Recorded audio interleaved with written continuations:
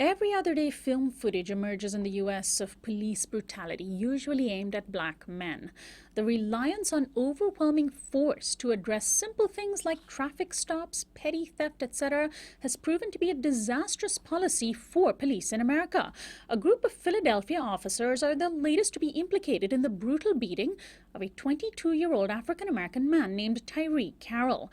The beating, which took place in early April, was videotaped by several neighbors in the area, and it shows Carroll on the ground pleading for his grandmother who lives nearby while being repeatedly punched, kicked, and possibly tasered by several officers who also yell profanities at him. At one point, 26 officers are on the scene. Carroll's only supposed crime was riding down a one-way street the wrong way on his bicycle. Police also said he had in his possession less than a quarter ounce of crack cocaine. Carroll reportedly bit an officer as he struggled for his life. He suffers from asthma and was being placed in a chokehold, similar to what Eric Garner succumbed to in New York. The young man was shockingly then arrested for assault and remains in prison.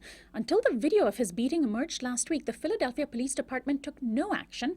Now there is an ongoing internal investigation. Joining me in studio today is Margaret Prescod, longtime political and grassroots activist and the national coordinator of the Justice for Tyree campaign. She's been active for many years with the Global Women's Strike. She's the founder of the LA-based Black Coalition Fighting Back Serial Murders. And of course, she's also the host of Sojourner Truth, heard Tuesday through Thursday at 7 a.m. on KPFK Pacifica Radio. With us on the phone is Nancy Carroll, Tyree Carroll's grandmother, who's also active with the Global Women's Strike. Welcome to Uprising, Margaret. Good to be back, Sonali. And I'll turn to Nancy in just a moment. But first, let's talk about the video, which has been viewed at least 100,000 times, without which there would have been no evidence of what happened to Tyree Carroll. It would have just been his word against the police's words. How important is this video? Really important. There are actually 3 videos. This was the clearest. The other 2 are pretty dark.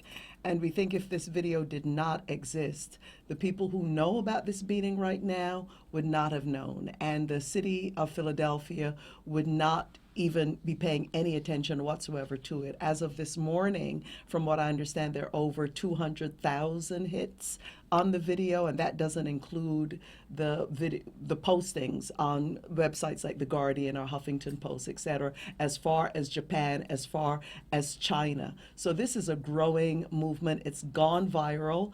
The Justice for Tyree campaign made a series of demands. There'll be a press conference tomorrow. The city had a deadline of tomorrow, of Friday, to respond to some of the demands. As of this morning, nothing has been heard. Tyree Carroll remains in prison, and we want him out as the very first thing to happen.